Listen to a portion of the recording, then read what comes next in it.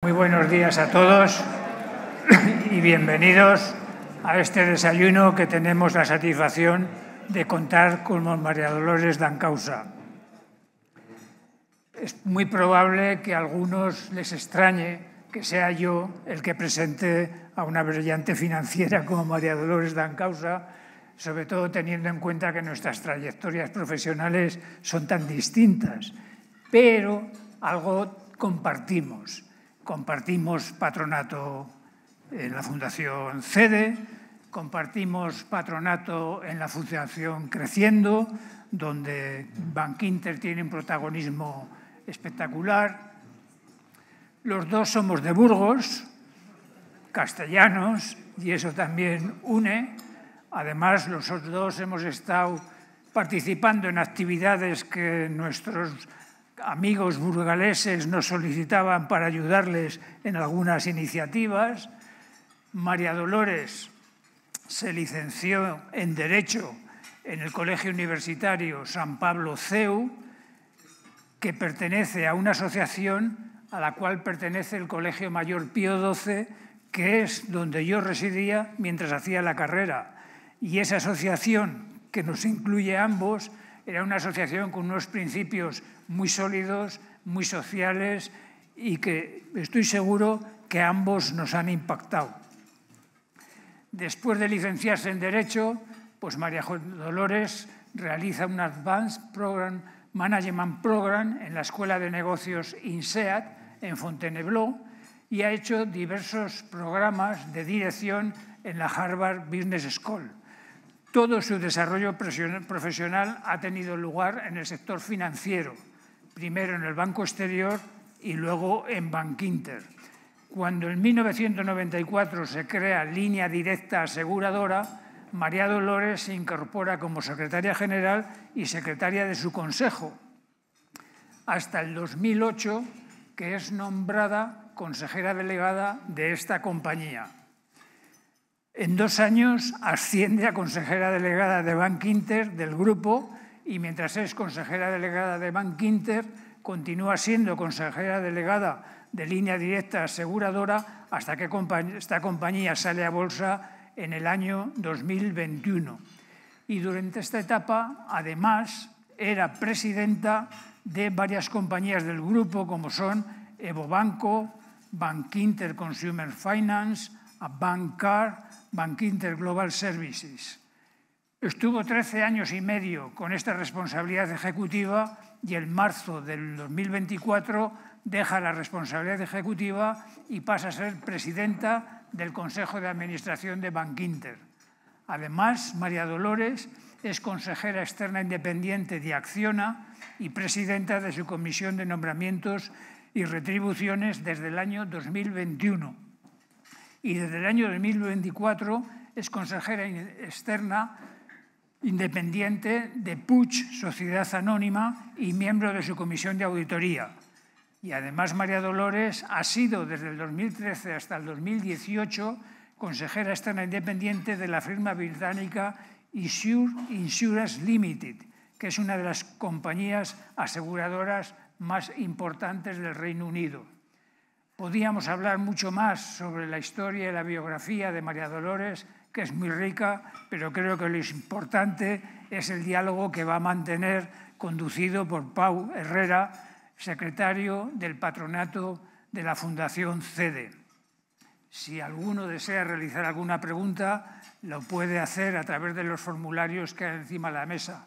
Y únicamente me queda agradecer a los patrocinadores, a Deloitte y a Veolia, el que hayan colaborado para la celebración de este evento. Nada más, muchísimas gracias. Gracias, Julio.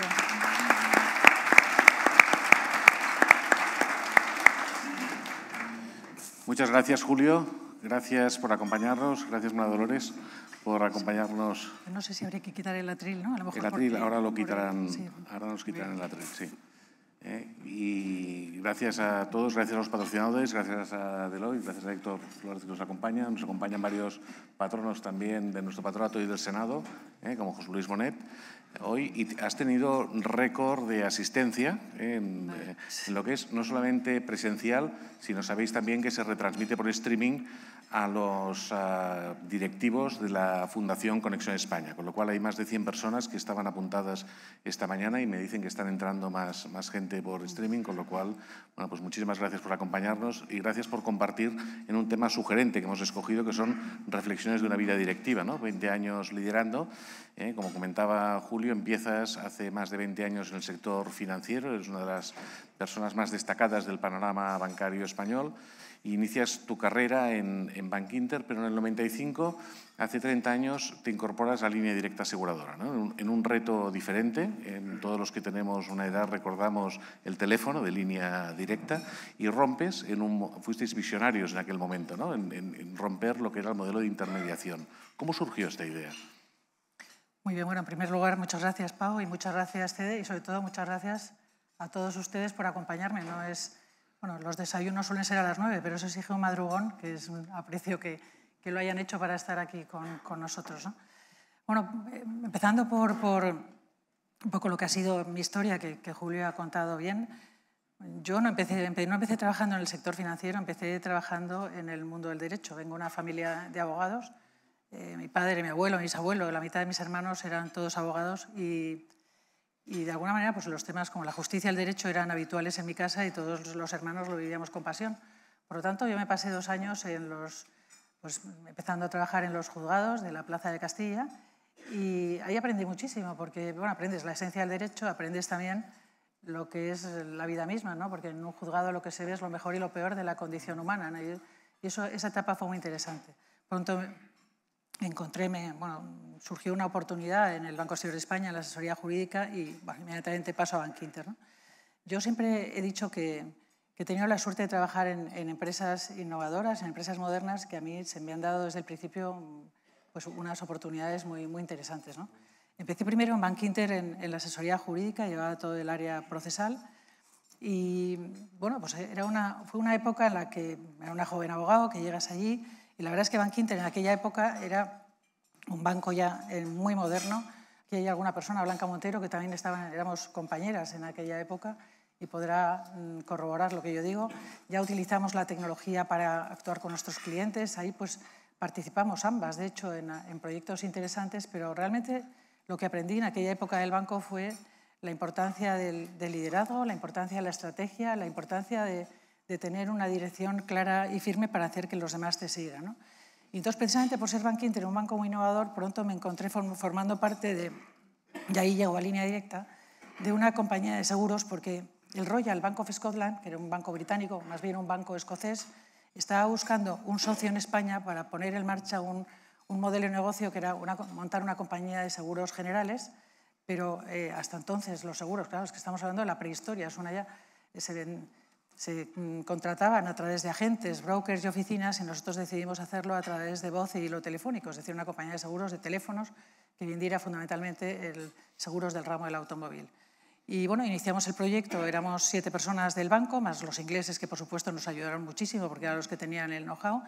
Y bueno, pues 7 personas con muchísima ilusión, con muchas ganas, creyendo mucho en el proyecto, un proyecto que realmente nadie creía nada en él, precisamente porque era un cambio radical de la manera como se hacían las cosas entonces, ¿no?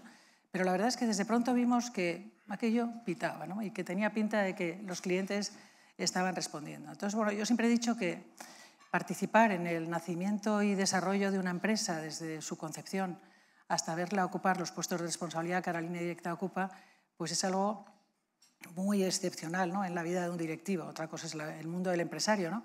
Pero yo siempre digo que tú entras a trabajar en un sitio, entras a trabajar en el departamento de marketing o de asesoría jurídica o, no sé, en el negocio, etcétera. Pero claro, empezar desde el principio algo te genera un sentimiento de pertenencia que va mucho más allá de un trabajo, ¿no?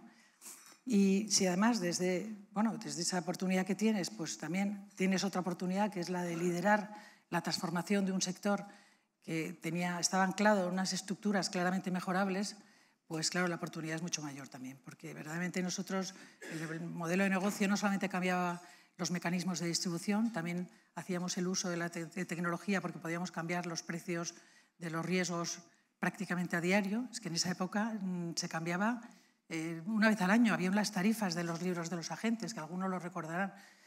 bueno, pues utilización de la publicidad, que por eso todo el mundo conoce el teléfono rojo con rueda, porque invertimos muchísimo dinero, pero por contra, pues no teníamos que pagar comisiones a los agentes, a los brokers. Bueno, ahí no teníamos muy buenos amigos, esa es la verdad, nos tenían una cierta manía, porque claro, pensaban que nos íbamos a llevar por delante su negocio, pero luego al final no ha sido así. O sea, cada uno ha encontrado su hueco y lo que yo sí que creo es que pues desde ese proyecto, pues eso, hemos transformado un sector que en este momento pues es muchísimo más innovador y moderno.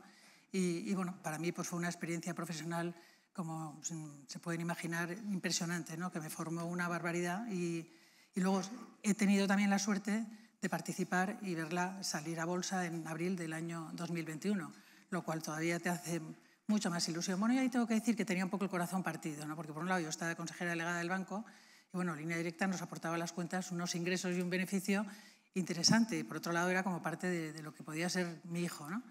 Pero claro, sacar la bolsa supone pues, realmente ver el valor tangible que esa inversión ha tenido para el banco y para sus accionistas. O sea que, bueno, que no pudo ser más redondo. No, pues empezasteis 7 personas y en esta lección de liderazgo que comentabas antes, ¿cómo adaptasteis la mentalidad de los equipos? Pues esto fue un cambio disruptivo en todo lo que fue la forma de trabajar en un momento en el sector asegurador, ¿no? ¿Qué lecciones sacas de aquel momento en cambiar en un modelo tan tradicional, ¿no? Basado en un sistema de distribución como muy estándar?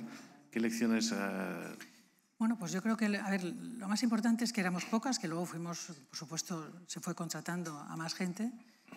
Y yo creo que era un equipo de personas enormemente entusiasta, con una gran orientación a resultados, con muchísima sensibilidad a las personas, porque claro, una compañía donde el 80% de la plantilla son operadores telefónicos, pues tienes que saber muy bien la gestión de ese mundo, que es muy diferente al de cualquier otro puesto de trabajo. Son puestos de trabajo duros, estresantes, donde tienes que atender muchas llamadas muy desagradables.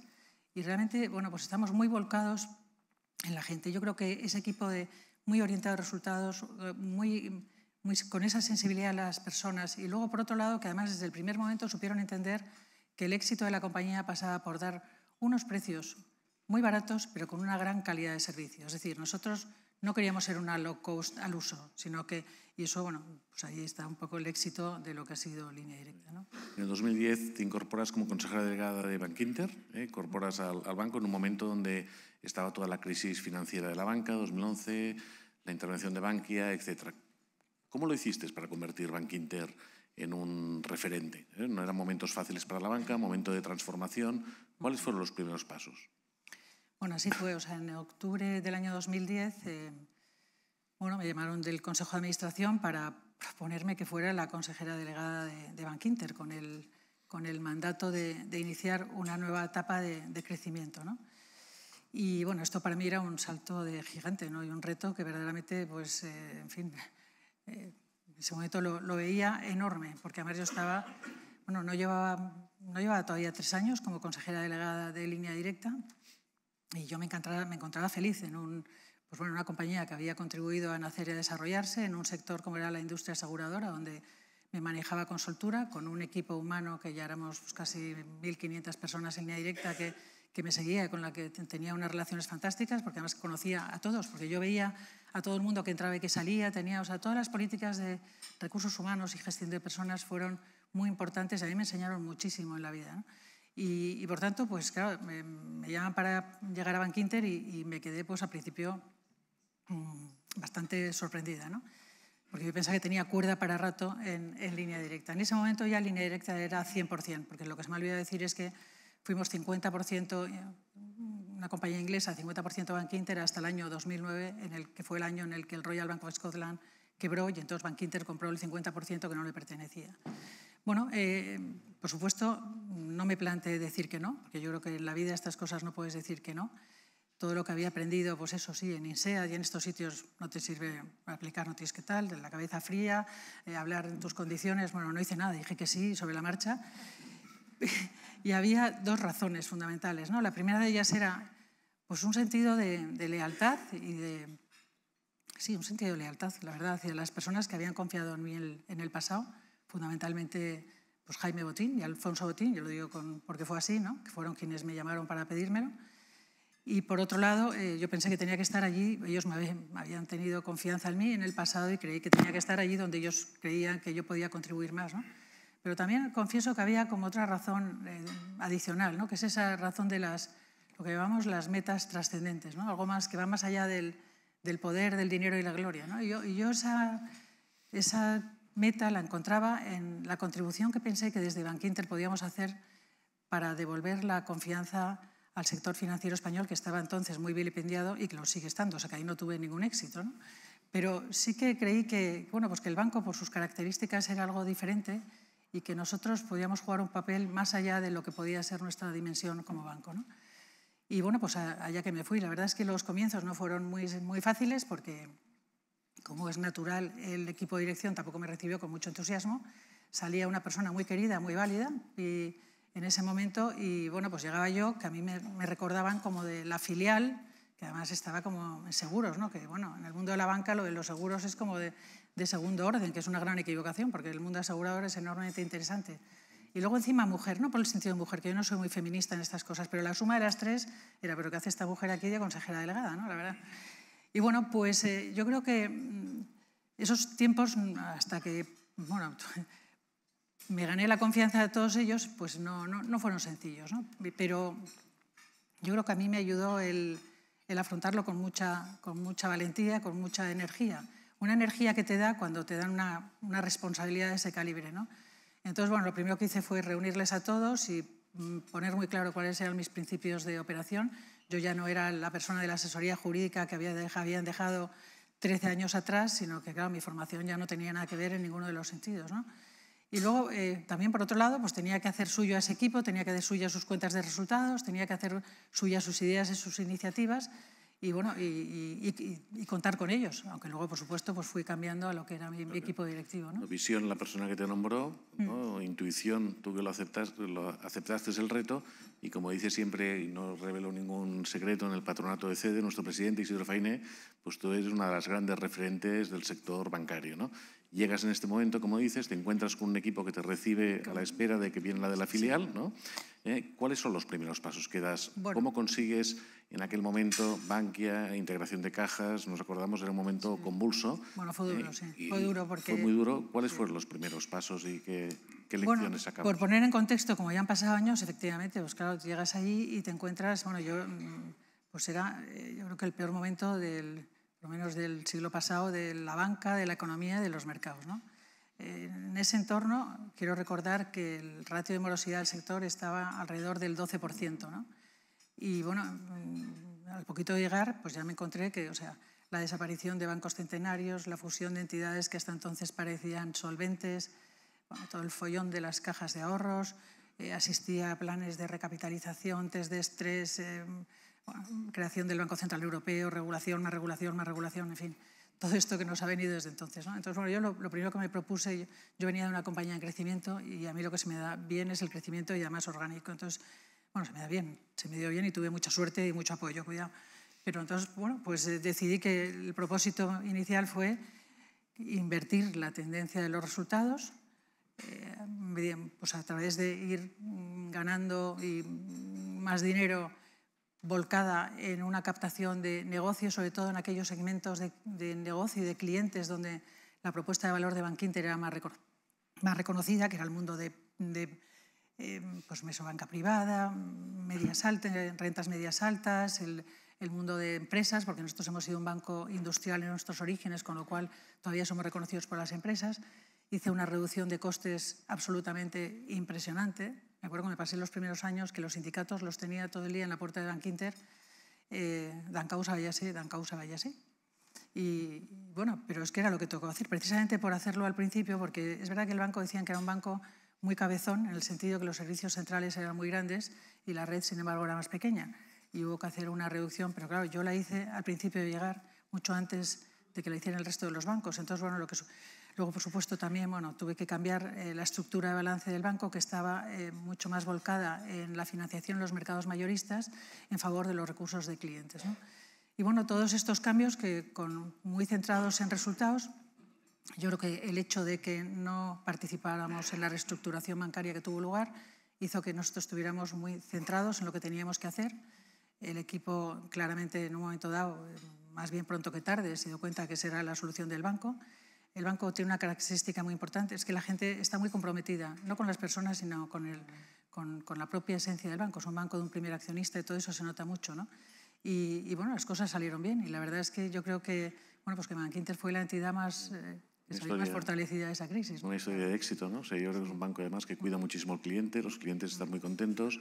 Y en esta política de recursos humanos, que dices que tú seguiste muy de cerca en Línea Directa Aseguradora, ¿no? Desde que empezáis con los 7, en Bankinter también, ¿qué es lo que pides a tus equipos cuando se incorporan en un banco en transformación, en un banco en crecimiento, te incorporas a un proyecto nuevo? ¿Qué es lo que pides a los equipos al sumarse contigo a los proyectos? Bueno, o sea, yo tengo un estilo de dirección que siempre he sabido delegar. O sea, ahora la palabra humilde se le cae de la boca a todo el mundo, ¿no? Pero yo siempre he dicho que mi estilo de dirección es esa palabra humilde en el sentido de que siempre, o sea, de que parte del principio de que hay personas más preparadas y capacitadas que uno mismo y que el equipo es mucho más fuerte y capaz de lo que es la persona individual.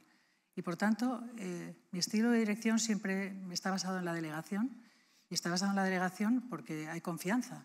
Y hay confianza porque, eso sí, la selección de los colaboradores la he hecho con muchísimo cuidado, ¿no?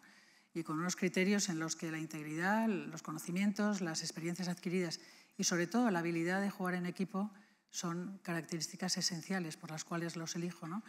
Entonces, ese es el equipo del que yo siempre me he sabido rodear. Yo he delegado mucho, delego con esa confianza y lo que siempre pido a mis equipos que estén cerca de su gente. La gente, porque yo creo que la primera misión que tiene cualquier directivo realmente es gestionar a las personas que tiene con él. Y esto es lo más importante, ¿no? Como CEO de Bankinter has tenido también y has asumido otras responsabilidades, presidenta del Consejo de diversas sociedades del grupo como Evo Banco, Bankinter Consumer, Adbank, Global Service, diferentes sociedades que te han brindado una visión integral, no solamente del grupo, sino de su negocio en conjunto. ¿Qué aprendizajes has obtenido y te da esta experiencia, no solamente de liderar lo que es un banco, sino estas otras entidades participadas, la relación que tienes entre ellas? Tú venías de una filial, ¿no? Y como dices, te reciben como a la que venía de la filial. ¿Qué lecciones te das cuando tú pasas a estar también y a presidir a estas filiales, a estos grupos? ¿Qué lecciones? Sí, cuando me hicieron consejera delegada de Línea Directa, entonces efectivamente cambió un poco la estructura. O sea, las filiales del banco, como muchas otras entidades, pues son todas sociedades anónimas. Y entonces lo que yo no quería es que fueran sociedades instrumentales, sino que todas tienen sus propios mecanismos de control y sus respectivos consejos de administración. Entonces estos consejos de administración que yo presidía normalmente están constituidos por altos directivos del banco. El director general de riesgos, por ejemplo, está también en todas las filiales, porque es una figura básica independientemente del negocio que se trate, sea Consumo, sea Evo o sea la compañía en Irlanda. Y luego, aparte de los dominicales, siempre he metido a 1, 2, 3 consejeros externos porque al final eso enriquece mucho los debates y la toma de decisiones, ¿no? Entonces, ¿qué es lo que da este modelo? Pues que te permite conocer mucho mejor el negocio, conocer las disciplinas asociadas a ese negocio en cuestión, si es consumo, si es lo que está pasando en Irlanda. Cuando tú tienes un consejo de más y estás ahí y lo haces, hombre, no lo hacíamos todos los meses, pero sí 6 al año de cada una de ellas, pues aparte de conocer mejor lo que pasa, también conoces mejor a la gente que está ahí, porque ya no se queda solamente en el director general, sino también en los que están debajo de él, con lo cual tienes un conocimiento mucho más amplio de todo el equipo directivo. Y bueno, los debates, como digo, son mucho más interesantes. El hecho de tener gente externa también te hace pues que bueno, te aporten sus conocimientos de otros países, porque además normalmente también pues hemos cogido gente de fuera de España para enriquecernos en conocimientos diferentes a los nuestros. Y bueno, en definitiva, yo creo que lo que te permite es conocer mejor a los clientes, el negocio, los procesos y las personas. Y esto es básico para luego no equivocarte, ¿no? Tras 13 años en Bankinter, como consejera delegada en el 2024, te plantean pues, ocupar la presidencia no ejecutiva de Bankinter, siguiendo los modelos de gobernanza que marca el Banco Central Europeo. ¿Qué lecciones sacamos? Vamos a un modelo diferente, ¿no? En lo que es el mapa financiero español y bancario, marcado, como decíamos antes, por el Banco Central Europeo. ¿Cómo ves este modelo de gobernanza y en qué marca tu día a día como directiva? Porque pasas de tener una responsabilidad sobre la cuenta de explotación y tus responsabilidades son otras en estos momentos. Explícanos un poco esta dualidad y cómo lo llevas. Sí, bueno, antes de eso decir que sí, efectivamente, vamos, después de casi 14 años he estado como consejera delegada del banco y casi 3 en la misma función en línea directa, pues la verdad es que la primera pregunta que se hacían muchos, sobre todo las autoridades reguladoras nuestras, es si yo iba a contener mi vocación o mis hábitos de ordenar y de mandar. Yo no lo entendía, la verdad, pero debe ser que tengo fama de que mando mucho, que tampoco mando tanto, ya quisiera yo mandar más, la verdad. Pero bueno, el hecho es que después de casi un año, que ya va a cumplir un año, el año que viene, digo, dentro de un mes tenemos la Junta General y habrá transcurrido un año desde el cambio, la realidad es que yo creo que estas incertidumbres, si mando o no mando, ahora te hablo de tu pregunta, ¿no? Pero yo creo que se han disipado, ¿no? Por 2 razones fundamentalmente. Una, porque cuidamos muchísimo el proceso de preparación, de comunicación y de ejecución del cambio, de mío a presidente y la nueva consejera delegada. Y bueno, luego también porque cuando uno acepta una nueva responsabilidad, como es ser presidenta del banco, pues eso conlleva aceptarlas, o sea, tienes que dejar de hacer cosas, ¿no? Y bueno, eso es de sentido común, es lo que tiene que hacer. O sea, que nada más lejos de mi intención que tomar decisiones que no me corresponden o mirar hacia atrás con nostalgia, ¿no? Porque además, por otro lado, pues yo tengo una misión muy clara de lo que hay que hacer, ¿no? Entonces, bueno, yendo ahora a tu pregunta, a ver, yo creo que este tema de la separación de roles yo creo que es conveniente. O sea, es conveniente en el sentido que es beneficioso en cuanto a prácticas de gobernanza. Pero, por otro lado, también hay empresas en las que esto no sucede y, sin embargo, funcionan también muy bien. O sea, quiero decir que yo creo que depende de la situación particular de la empresa, depende del momento en el que se encuentra, depende de muchos otros factores, ¿no? Pero eso sí, aislando todo ello, por regla general, el que la línea ejecutiva esté separada de los mecanismos de control, pues a mí me parece que es una buena práctica de gobernanza.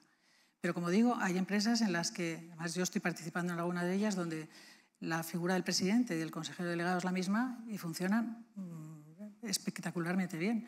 Y hace pocos años esta era la norma general y no había problemas y nadie se escandalizaba por ello. Ahora la tendencia es la contraria y bueno, a mí me parece que también es correcta, ¿no? Pero, como digo, no tengo una visión, digamos, esto es lo bueno y esto es lo malo, ¿no? Yo creo que dependiendo de... Hay una tendencia a nivel europeo marcada por Sí. el regulador en este caso, entonces, pues... Por supuesto. ¿En qué cambia tu día a día? Porque mucha gente no pensaba que tú dejaras, tú decías, entre comillas, mandar, ¿no? De tener esta función más ejecutiva. Tú pasas a tener nuevas funciones ahora como presidenta. ¿Cómo repartes con la consejera delegada que de alguna forma había trabajado, era una persona de tu equipo? ¿En qué consiste este nuevo rol? Bueno, en primer lugar, decir, vamos a ver, el cambio me costó. O sea, he tenido que aprender todo lo relacionado con la gestión del cambio, ¿no? Porque, bueno, cuando dejas atrás una responsabilidad de las que engancha, y normalmente estas son aquellas que van asociadas a tener una alta capacidad de decisión, y yo tenía una alta capacidad de decisión, pues el esfuerzo todavía es mayor, ¿no? Aunque el cambio sea deseado, o sea, aunque creas que es positivo, aunque creas que es bueno para la empresa y también para ti, que llevas ya muchos años y que necesitas cambiar, ¿no? Pero la verdad es que el cambio cuesta, ¿no? Porque al final dejas algo atrás que te gusta y, bueno, sí, coges otras cosas, pero yo creo que no nos han enseñado a gestionar las normas y, o sea, todas esas fases, ¿no? que lleva consigo ese cambio, ¿no? Bueno, a lo mejor si nos las han enseñado, la verdad es que no las hemos prestado atención cuando estás en la cúpula de una empresa, ¿no?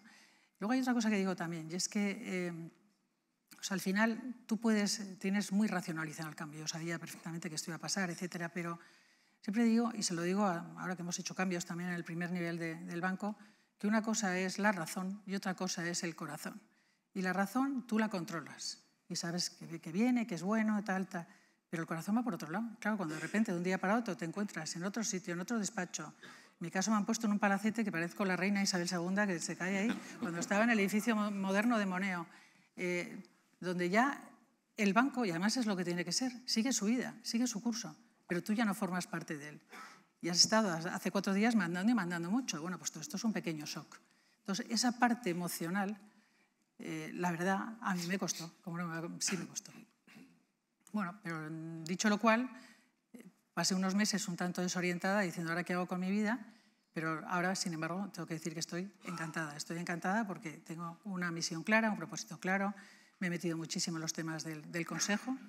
He cambiado cosas de mi visión de los consejos de administración y además hago unas actividades muchísimo más enriquecedoras en ciertos aspectos y me he quitado la presión de la cuenta de resultados, con lo cual estoy encantada, claro, ahora.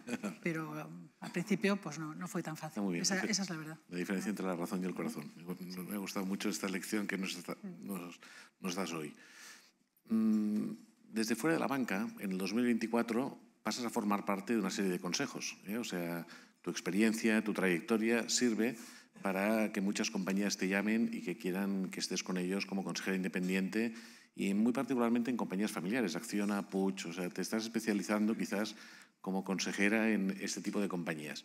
¿Cuál es tu papel como consejera independiente en estas compañías? ¿Qué es las lecciones que de alguna forma aprendes? Bueno, a ver, en primer lugar decir que la experiencia no solamente en estas dos compañías que soy consejera independiente, sino también la que tuve en la compañía británica aseguradora, que eso fue del año 2014 al 2018, pues han sido para mí una fuente de conocimientos excepcional, me han enriquecido muchísimo como profesional y bueno, no tengo más que agradecimiento, ¿no?, por todo lo que he aprendido y que creo que también ha sido muy útil para luego pues implantar cosas buenas en el banco y viceversa, ¿no? O sea que yo creo que es algo enormemente interesante. Déjame que te haga una mención antes de contestarte de cada una de ellas, ¿no? La compañía británica que se llama Isure, bueno, pues yo era un consejo en la que yo era la única española, los demás eran británicos y además me pilló la época del Brexit. Había unos debates ahí, se mataban entre ellos porque yo, claro, yo era la europea, con lo cual a mí no me contaban, pero ahí ya se empezó a ver, pues claro, yo aprendí mucho de gente en un mismo consejo, 12 que estaban con ideas absolutamente contrapuestas sobre si el Brexit iba a ser positivo o no para el Reino Unido, ¿no? Bueno, pues esto es una enseñanza de vida. Luego hablaremos un poco de esto. Igual muchos se arrepienten, ¿no?, de aquellos, deben recordar aquellos ahora, consejos. No se lo he vuelto a preguntar, la verdad, pero posiblemente casi todos ellos, ¿no? Y bueno, pues ahí aprendí un montón de lo que es la gestión de los riesgos aseguradores, cómo lo hacían ellos, que eran pioneros. Aprendí mucho de la relación con los reguladores, porque fue cuando se puso en marcha la Autoridad de Conducta Europea, no, británica, que aquello fue un lío, que ahora lo queremos copiar aquí en España con la Autoridad de Defensa del Cliente Financiero, porque como no aprendemos de los errores, vamos a hacer aquello que fue el lío padre. Pero bueno, y en fin, pues aprendí un montón de cosas, ¿no? Luego tengo la suerte de formar parte del Consejo de Acciona, que es una empresa absolutamente espectacular, que opera en muchos países del mundo, en muchos sectores, porque está en infraestructuras, en renovables, en inmobiliaria, en la parte de cultura, tiene Bestinver, o sea que es una empresa con unas prácticas de gobernanza impresionantes, una empresa de ingenieros que a mí desde luego me está enseñando mucho y que además está liderando todo lo que es la transición a las energías limpias. Una empresa donde además todos los criterios de ESG llevan trabajando en ellos muchísimos años y de verdad que es una empresa impresionante. Y luego efectivamente estoy en Puig, que es la última incorporación española al mercado de valores, es una empresa centenaria. Aquí tengo que decir que la verdad es que es un lujo, me vais a perdonar, para las mujeres el meterte un poco en el mundo del glamour y todo esto de lujo y tal, porque es la bomba, claro. Y eso sí, pero es un negocio mucho más complejo y mucho más profundo de lo que uno puede imaginar a primera vista.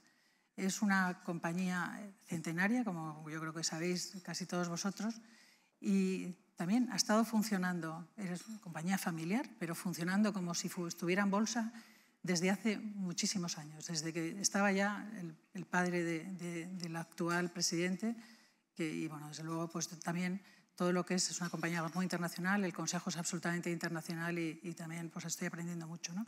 Entonces tú decías, sí, son empresas con unas características muy comunes. Familiares, cotizadas. Familiares, ¿no? Sí, efectivamente. Todas han sido fundadas por grupos familiares, mantienen la mayoría en el capital.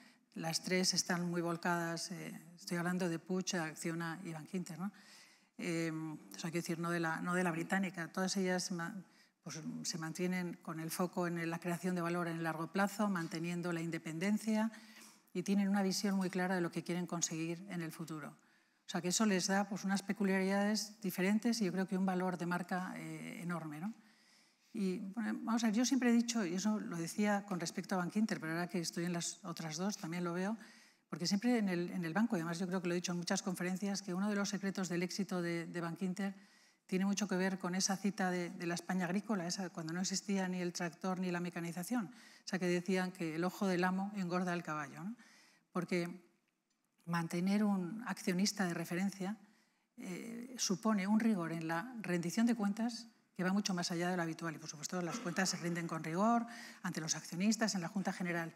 Pero yo siempre digo que igual que el ojo del amo pues, daba resultados y no tenía poderes nutritivos, la verdad, pues yo creo que no es lo mismo rendir cuentas a grupos desconocidos que rendir cuentas a personas de carne y hueso que están ahí, que además están presentes en la estrategia de la empresa. Yo creo que ese es un valor enorme, ¿no? Enorme. Y es verdad que las empresas familiares no siempre están bien vistas en la literatura empresarial. Desde luego, por los reguladores no les gusta mucho en el caso de los bancos, ¿no? Pero me parece que en esto están erróneos porque son empresas todo lo contrario, con una estabilidad enorme, con esa visión de largo plazo que impide a los gestores el hacer tonterías siempre, ¿no? Y la simbiosis de incorporar consejeros independientes que vienen de sectores diferentes, ¿no? En compañías familiares lo estamos viendo cada vez más, ¿no? Que se están profesionalizando los consejos, donde la familia quiere tener pues, gente que les aporte su visión. ¿Cómo valoras estos procesos y cuáles serían para ti las claves a la hora de escoger estos consejeros independientes? Las familias o estos empresarios que se planteen pues, crear este consejo desde tu visión, desde tu atalaya, ¿qué les aconsejarías que buscaran? ¿Qué tipo de perfiles? Sí, a ver, vamos a ver. Yo creo que las empresas que yo estoy, claro, ya son empresas que están cotizadas, con lo cual los consejos de administración y todas las mejores prácticas de gobernanza existían desde hace mucho tiempo, ¿no? O sea, yo creo que aquí la figura del consejero independiente es similar a la que pues, sea una empresa familiar o no lo sea. Realmente, tal y como yo lo entiendo, y a lo mejor aquí hay otras personas que piensan distinto, pero o sea, yo creo que ahí lo que aportas es una visión externa y objetiva. Tienes que intentar impulsar y promover que se implementen prácticas de buena gobernanza, si es que no existen, que en este caso, desde luego, en el mío ya estaban. Y luego, pues, por otro lado, haces una supervisión adecuada de la gestión, eso sí, siempre en el interés de todos los accionistas, no solamente de los mayoritarios, ¿no? O sea, yo creo que ser imparcial, sentirte libre, que desde luego en mi caso, yo en todas las empresas nos sentimos, los que somos independientes, absolutamente libres, y desde luego los consejeros independientes que tengo en el banco son independientes y libres igualmente, pues eso es lo que tú puedes aportar, ¿no? Si yo, bueno, ¿qué puedo yo aconsejar a una empresa que quiera poner un consejo? Pues yo pondría el ejemplo de Bankinter, ¿no? O sea, en el Bankinter tenemos 3 consejeros dominicales, en este momento 7 consejeros independientes, que pronto van a ser 8, muy variados, hay una enorme diversidad, y diversidad de conocimientos, de experiencias, de sectores de donde vienen, de edades. Tenemos gente más joven, gente más mayor, por supuesto de género, o sea que, bueno, todos ellos pues lo que hacen es enriquecer los debates, enriquecer la toma de decisiones y poco más, ¿no? O sea, yo creo que el Consejo de Administración, bueno, en esto, a ver, como siempre soy bastante sincera, pero es verdad que cuando eres consejero delegado, o al menos yo, bueno, tú lo que quieres es que te dejen tranquila y que te dejen hacer y que te molesten lo menos posible, tú y tu equipo, ¿no? Y el consejo lo ves, al principio sobre todo, luego yo fui cambiando absolutamente, pero sí que lo ves no como una molestia, ni mucho menos, porque es gente muy valiosa, pero en mi caso, hablo de mi caso particular, es cierto que al principio no lo valoraba tanto, porque, bueno, pues porque yo soy muy ejecutiva, me gusta el día a día, etcétera, hasta que empiezas a ver el valor que te aportan en todos los sentidos, claro. Y ahora, como ya desde hace mucho tiempo, yo me he apoyado muchísimo en los consejeros. Es cierto que he tenido la suerte de contar con los consejeros en el banco, pues, desde un Jaime III, que es una autoridad en el mundo de riesgos, que nos ha ayudado, pero muchísimo, pues a implementar el RARORAC, a ir por delante. Yo creo que es parte del ratio de morosidad tan bajo que tiene Bankinter, pues viene de estas enseñanzas que hemos recibido de una persona como Jaime o de otros consejeros que también nos han aportado, ¿no? O sea, que luego aprendes a introducir en tu vida también esos asesores externos que tienes, que verdaderamente te ayudan una barbaridad a hacer las cosas mejor, ¿no? Y bueno, eso es lo que pretendo que suceda en el resto de empresas donde estoy. Has citado antes el tema del consejo en la compañía inglesa. Tú has estado en Inglaterra, tienes una visión como directiva de Estados Unidos, Francia, has estado en varias posiciones. En CEDE hemos impulsado la Fundación Conexión España, que en el patronato hemos hablado muchas veces, conjuntamente con la Cámara de Comercio de España, que preside José Luis Bonet, con el Foro de Marcas Renombradas y con el ICEX. Y un poco la visión de la Fundación Conexión España es lo que CEDE ha hecho con directivos a nivel nacional, que agrupa 37 entidades y representa a 160.000 directivos, dar esta cobertura a estos directivos españoles que están en el exterior. En estos momentos ya son más de 1.500, muchos de ellos nos siguen por streaming, y en los cuales vamos a poner el foco mes a mes con diferentes actividades. ¿Cómo ves, cómo se ve al directivo español desde tu visión, desde fuera? Esto se lo preguntábamos a César Lierta en un congreso que hicimos del 2015 en La Coruña y tuvo una respuesta muy divertida que dijo él tenía una visión, ¿no?, muy particular también de los directivos y dice que nos valorábamos poco, ¿no?, que estábamos mucho mejor valorados de lo que nos creíamos nosotros, ¿no?, y que nos eran muy respetados sobre todo por nuestra capacidad de improvisación. ¿Cómo lo ves tú, el valor del directivo? Coincido plenamente. Yo creo que el directivo español está altamente valorado en el entorno internacional, ¿no?, por su capacidad de adaptación, por su, iba a decir, pero facilidad y creatividad, más que facilidad, creatividad para resolver problemas y también por su visión estratégica en entornos cambiantes, ¿no? Yo creo que en España contamos con directivos y con líderes que tienen una enorme capacidad de gestión en mercados complejos, que además son muy flexibles y que además son muy abiertos a la innovación, ¿no? Y luego, por otro lado, los conocimientos adquiridos en España en sectores como la banca, la tecnología, las infraestructuras, las energías, etcétera, pues han creado líderes que en este momento están siendo muy cotizados en muchas empresas multinacionales, ¿no? Y esto cada vez se ve más, ¿no? Creo también que los directivos españoles tienen un factor con ellos que no tienen los nórdicos, como que somos personas más cercanas, lo cual significa que la gestión de los equipos multiculturales se nos da mejor, que es lo que se le puede dar a un noruego, a la gente del norte de Europa, incluso los británicos, que son muy suyos. Y ahora, en estos momentos que otra vez el tema de la inteligencia emocional ha adquirido mucha importancia, pues yo creo que es otro valor, ¿no? O sea, que a mí me parece que los directivos españoles, lo que pasa es que también todavía hay temas que tenemos que mejorar, ¿no? Que deberíamos mejorar, sí. Claro, uno de ellos pues es yo creo que lo que llamaría la internacionalización temprana, ¿no? O sea, los españoles todavía nos cuesta salir fuera porque hay una creencia que posiblemente sea verdad que en España se vive como en ningún lado, y eso es cierto, ¿no? Entonces, bueno, pues, hombre, cada vez más jóvenes salen, pero si salen van 2 años, pero enseguida están pensando en volver, o sea, ahí nos cuesta, ¿no? Yo creo que el nivel de comunicación también hay que mejorarlo, o sea, el inglés, bueno, por supuesto se avanza muchísimo, pero aún así nos llevan ventajas gentes de otros países. Y luego te diría que la capacidad de proyectar liderazgo global. Somos muy de hacer cosas, pero no de sentirnos líderes. Ahí hay una especie de sentimiento de inferioridad, ¿no?, que se nota, ¿no? Pero vamos, y por eso estaba pensando también que deberíamos de tener mayor presencia en las decisiones estratégicas globales, ¿no?, que eso también falta, ¿no?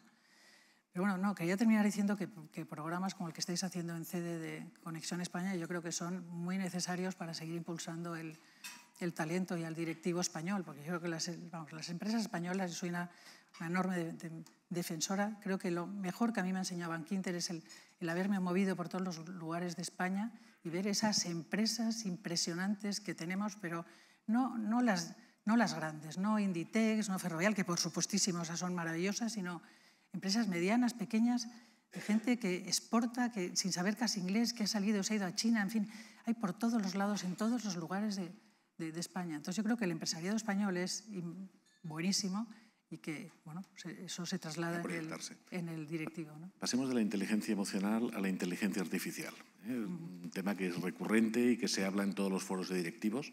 ¿Cómo crees que va a afectar al sector bancario y a la función del directivo a la hora de gestionar? Hablamos mucho, hay muchas pruebas, muchas iniciativas que se están trabajando. ¿Cuál es tu visión? Bueno, está claro que la inteligencia artificial y la digitalización va a cambiar profundamente, está cambiando ya todos los sectores y desde luego el sector financiero, ¿no? Pero sin embargo es difícil pronosticar cómo va a ser el futuro de los servicios financieros. O sea, lo que sí que estoy convencida es que la banca pues, sigue adaptando, pero vamos, a una velocidad enorme a todos esos cambios que se están produciendo, no solamente en el negocio bancario, sino también en los hábitos de consumo y de pago de las personas, ¿no? Porque, como digo, la sociedad está cambiando un montón, ¿no? Sin embargo, y desde luego también lo que es el modelo tradicional de oficina bancaria está evolucionando, pero te preguntan siempre, ¿no?, ¿van a desaparecer las oficinas bancarias? Yo la verdad es que en el corto plazo no lo veo, ¿no? Lo que sí que veo es que se están redefiniendo. Todos los bancos ya las estamos redefiniendo. O sea, y esto pasa pues, porque en este momento las oficinas pues, están mucho más volcadas en el asesoramiento financiero, en la resolución de problemas, en la atención personalizada, porque todavía hay clientes que la tecnología les pilla de lejos, pero claro, todo lo que es la parte de la operativa transaccional, esa ya se hace de forma absolutamente digital, ¿no? Pero yo creo que, vamos a ver, la inteligencia artificial es una oportunidad, vamos, maravillosa. Y no hay que tenerle miedo. Lo que pasa es que, bueno, se le tiene miedo porque dices, bueno, ¿esto cómo va a cambiar? Claro que va a tener unas consecuencias enormes, pues como todos los grandes cambios que se han producido, ¿no?, a lo largo de los años, pero esto es lo que es la evolución, ¿no? Y yo en el banco animo muchísimo a que sigamos. Nosotros lo estamos viendo ya, una mayor eficiencia en todos los procesos. O sea, ¿dónde estamos trabajando ahora? Pues eso, en digitalización de todos los procesos, que nos hace ser mucho más eficientes, en el mundo de la inteligencia artificial y del blockchain, porque eso está transformando la manera que nos relacionamos con nuestros clientes, todo el mundo de lo que es el open banking, la colaboración con fintechs, en fin, esto se abre, es un mundo increíble, ¿no? Increíble que nos tendremos... al que hay que apuntarse sin duda. Hay que apuntarse. Tú eres del tema este de apuntarse, tú eres madre de 3 hijos. ¿Qué le aconsejas a la gente joven? Hoy nos acompaña Tomás Güell, que lidera la plataforma Lideremos, de gente joven, que un poco con la idea de transformar e incorporar al mundo directivo. ¿Qué les aconsejas a la gente joven que se incorpora al mundo profesional a la hora de formarse, de la visión? ¿Qué pautas les das? Bueno, te diría que puedo dar consejos a jóvenes, no sé si sirven, a mis hijos nada, porque basta que yo diga una cosa para que piensen la contraria.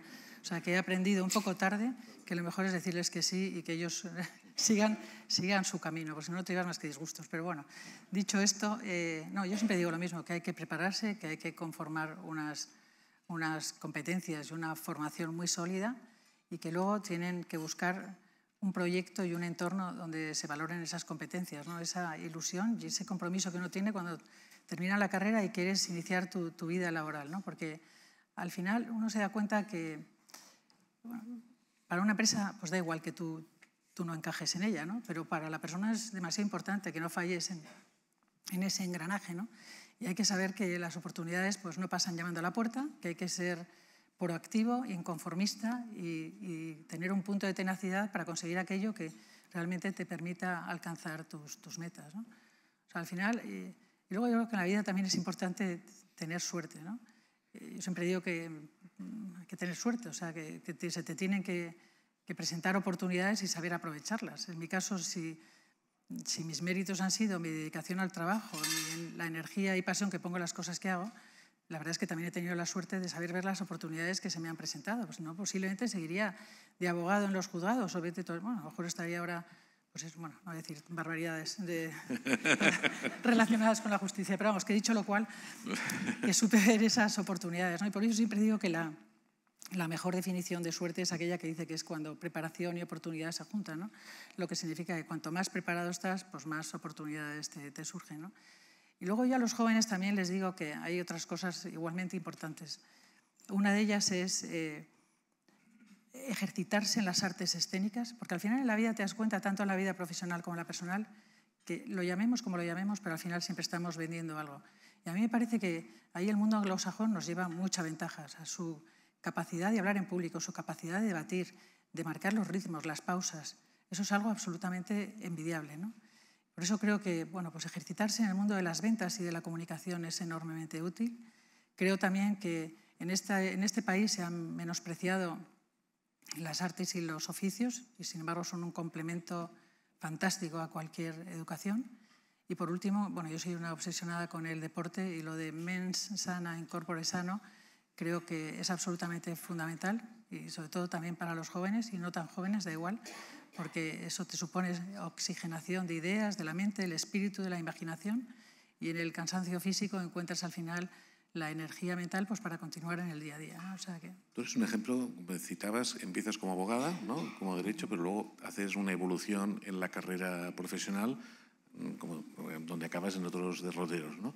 Muchos jóvenes les preocupa cuando se incorporan qué es lo que van a estudiar y que eso no marque su carrera. ¿Qué les dirías? ¿Qué lecciones les dirías de cómo se han de ir transformando? ¿Qué han de hacer? ¿Se han de preocupar por lo que empiezan? ¿Es una base? ¿Qué lecciones les darías a nivel? Dices, cuando alguien empieza... Cuando empieza, tiene que escoger la carrera. Muchos jóvenes, y tú estudiaste Derecho y luego te has ido formando en diferentes escuelas de negocios, en otro, para ir adaptando tu carrera profesional en base a tus conocimientos. ¿Qué les aconsejarías a los jóvenes a nivel...? Bueno, es que yo creo que al final hay muy pocos jóvenes que cuando empiezan la carrera sepan a qué se quieren dedicar luego, ¿no? Salvo excepciones que tienen una vocación clara, lo normal es que eliges pues, en función de criterios más o menos serios, ¿no? Desde esto creo que es que te gusta más o es que mis amigos van a esta carrera, etc. La ventaja, entre comillas, que teníamos antes es que las carreras entre las que podías escoger eran muy pocas, ¿no? Ahora, como tienen tantas, pues es buenísimo, pero por otro lado están todavía más despistados, esa es la verdad. Eso es lo que yo vivo, por lo menos, ¿no?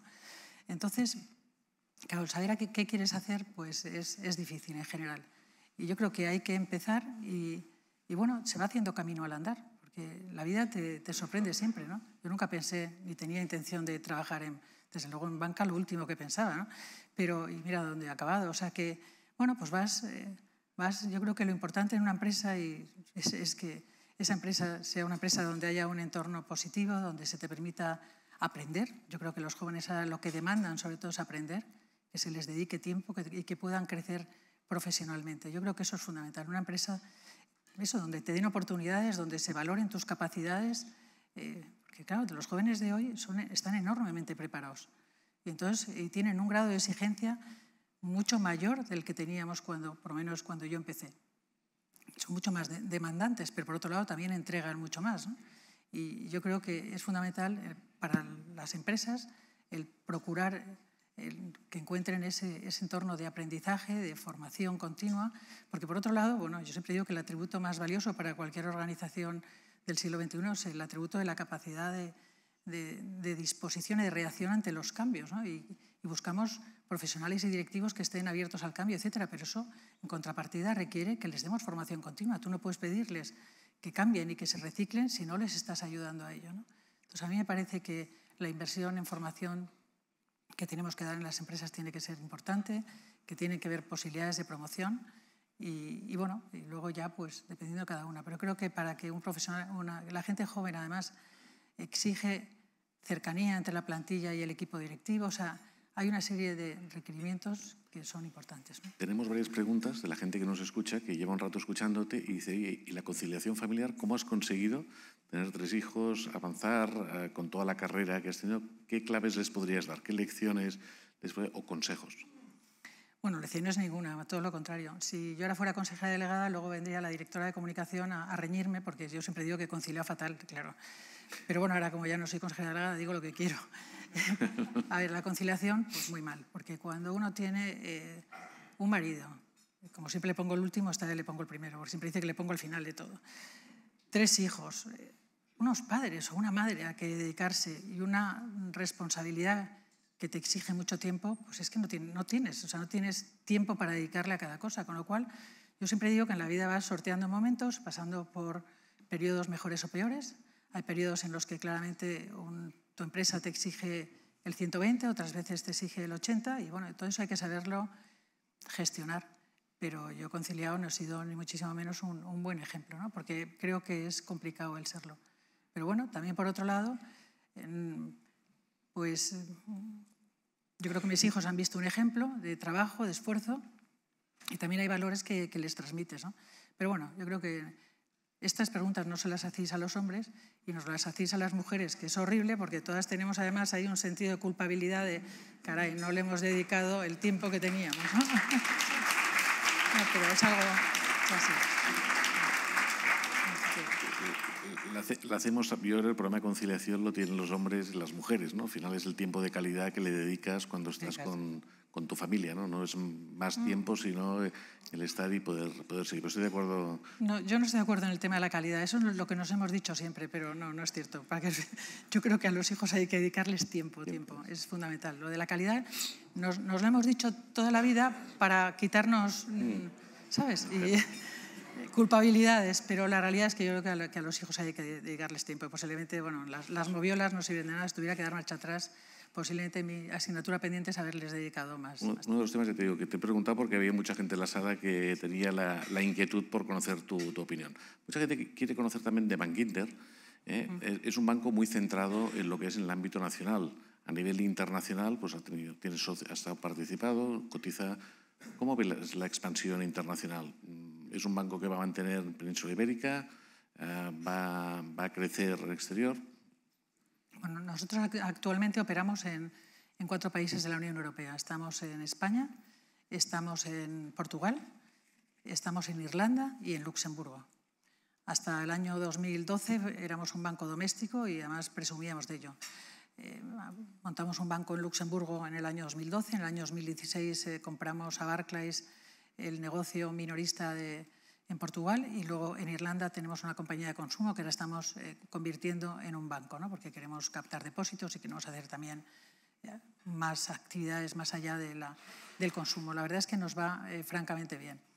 Pero yo siempre digo que hay que tener mucho cuidado con el tema de las expansiones. Nosotros siempre hemos hecho hemos crecido de forma orgánica en España, fuera no, pero siempre en operaciones muy medidas, proporcionales al tamaño que tenemos.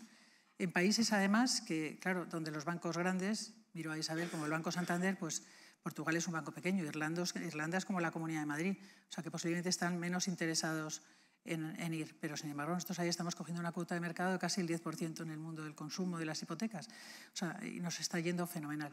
Y queremos seguir en la zona euro. O sea, que no nos planteamos otros continentes de momento, y menos en estos momentos, ¿no? En la línea de directivos y en la visión que tú tienes no solamente desde Bankinter con la experiencia internacional, sino en las compañías donde estás tú de consejero independiente, ¿cómo se ven los expatriados y qué planes de reinserción, de vuelta después tienen? ¿Cómo cuidáis esto? ¿Cómo crees que se debería cuidar? Te preguntan. Sí, esta no es una pregunta fácil, vamos, no, más que la pregunta es clara, es la respuesta, porque es verdad que el tema de los expatriados, sobre todo el problema de la vuelta de los expatriados no es sencilla, ¿no? Y yo creo que esto pasa pues porque cuando se vayan ya sepan sus condiciones de vuelta, ¿no? Pero claro, entre que van y vuelven, la vida cambia y las empresas cambian y los puestos se llenan. Entonces, bueno, pues no, esto es lo que ocurre muchas veces, ¿no? No, nosotros, vamos a ver, tenemos, y este es un principio mío, como yo siempre he pensado que el éxito de Línea Directa fue que el tener un socio español en España, es decir, porque los británicos, este mismo negocio que montaron, hablo de Línea Directa, de Direct Line, perdón, lo que montaron en España lo montaron en Italia, lo montaron en Alemania, también con el mismo nombre, Direct Line, etc. Sin embargo, solo tuvieron éxito en España, porque yo lo atribuyo en parte a que el equipo era local. Porque al final es fundamental tener un equipo local en el sitio donde vayas. Esa es mi opinión. Porque ellos son los que conocen el mercado, los que conocen las leyes, los que conocen a los reguladores y los que realmente dominan mucho más. Entonces, siempre he puesto equipos del país allá donde vamos. En Portugal hay un equipo portugués, hay un español que está en el equipo de dirección, pero el resto son portugueses. En Irlanda también son todos irlandeses. Y en Luxemburgo no, pero Luxemburgo aunque es un banco propio, pero en este momento solamente trabaja para clientes españoles. Y pues muchísimas gracias, María Dolores. Somos muy estrictos con el horario. Ahí han quedado preguntas por contestar. Agradecer a los que nos acompañan y bueno, seguro que te volveremos a invitar para que podamos continuar la evolución esta que tienes a nivel directivo. Yo creo que nos llevamos pues una serie de lecciones y aprendizajes del desayuno de hoy. Ha sido un lujo, yo te conocía de haberte oído, de los patronatos, de lo que dicen, siempre aportas. Una de las personas que os tengo que decir que no solamente como consejera independiente, yo la tengo de patrona, y es una de las personas que aporta en cada reunión, que ves, que apoya, que es muy importante. O sea que muchísimas gracias por acompañarnos y hasta la próxima. Muchas gracias. Muchas gracias, Pablo.